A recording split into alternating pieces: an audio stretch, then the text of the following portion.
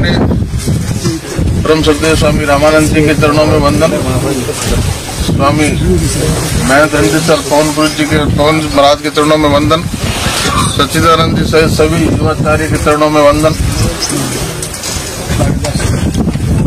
आदरणीय गुरुदेव भागीरथदास जी हरिनारायण जी के चरणों में वंदन, संपूर्ण संत समाज को मेरा प्रणाम।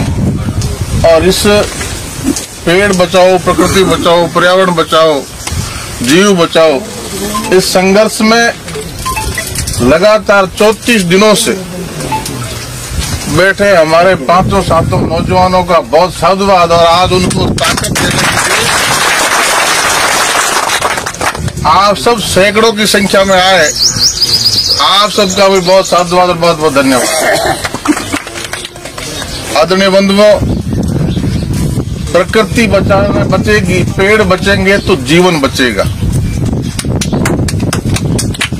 और जीवन कितना कीमती है और वो कीमती जीवन किस चीज से बचता है, उस प्राण को बचाने के लिए प्राणवायु की जरूरत होती है और उस प्राणवायु का नाम ऑक्सीजन है। और ऑक्सीजन इन्हीं खेजड़ी के, इन्हीं पेड़ों से मिलती है जो प्राण के लिए जरूरी है। इसलिए अंदाजा लगा लो पेड़ कितना जरूरी है। और ये बात जो राजाराम जी ने कही, चाहे बनवारी जी ने कही, चाहे हमारे बोलने वाले सभी नौजवान साथियों ने कही, तो किसी भी यहाँ बैठा व्यक्ति इस महत्ता को पूरी तरह से जानता है। क्योंकि प्रकृति प्रेम, पर्यावरण प्रेम, जीव प्रेम आप सब जन्म कुटी के साथ लेके पैदा होते हैं। और पूरी दुनिया ने इस बात को देखा है। जब ये काल की बात हुई, इसी तरह पेंडेमिक आती है, प्रति 100 वर्ष में महामारी आती है।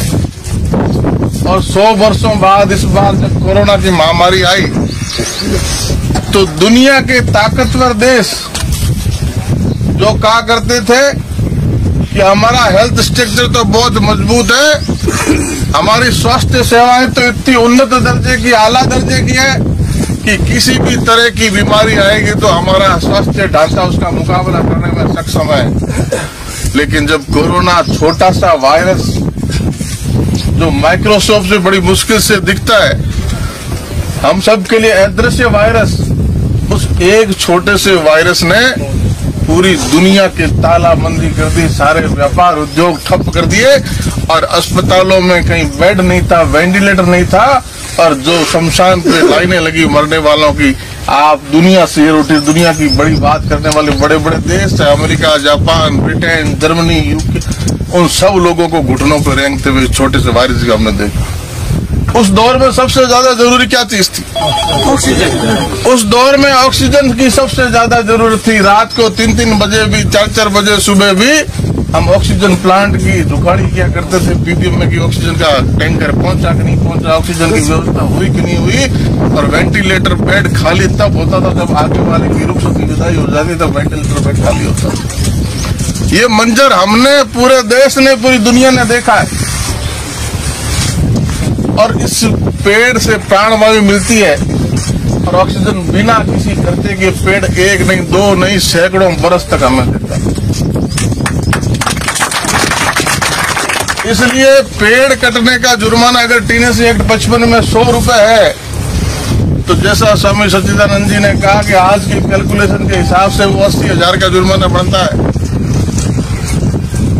और मैं तो कहता हूं कि एक खेजड़ी का इतना हरा भरा सिंचित पल्लवित वृक्ष जो सैकड़ों साल अपनी हरियाली से इस सेवा करेगा, इस वनस्पति को बचाए रखेगा, जीवों को बचाए रखेगा, उसकी कीमत तो करोड़ों में आंकी जाती है, करोड़ों।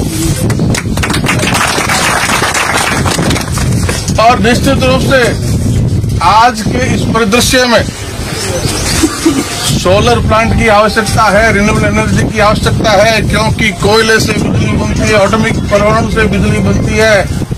वो सारे संसाधन सीमित है, एक न एक दिन समाप्त हो जाने हैं। लेकिन ये इसीलिए सारी सरकारों की, देश और दुनिया की चिंता है कि हमें सोलर पे शिफ्ट होना है। लेकिन हम किसी बात पे आगे बढ़े उसके लिए हम पीछे जो हमारी विरासत है, जो पर्यावरण है, जो ताकत है, उसका नाश करते हुए आगे बढ़े। इस विकास को विनाशकारी विकास कह सकते हैं, ये सस्टेनेबल विकास नहीं। सरकारें, देश दुनिया की, देश के प्रधानमंत्री हो, प्रदेश के मुख्यमंत्री हो, वो सब लोग बात यही करते हैं कि सस्टेनेबल डेवलपमेंट होना चाहिए। विकास ऐसा जिसमें किसी को नुकसान नहीं हो, सबको फायदा हो, ऐसा विकास की जो बात हम सब करते हैं। लेकिन जब पेड़ों को बचाने की बात आई तो हम सोलर के लिए पेड़ की बलिदान कर दें, और पेड़ भी खेजड़ी के पेड़ का बलिदान कर दें, जिसको राजस्थान में राज्य वृक्ष का दर्जा प्राप्त है, जिसको शमी वृक्ष कहा जाता है, जिसको राजस्थान का कल्प वृक्ष कहा गया है। उस ऐसे पूजनीय पेड़ का बलिदान कर दें, वो भी हरे भरे पेड़ का, तो वो बड़ा चिंतनीय है और उसकी कोई कीमत नहीं लगाई जा सकती।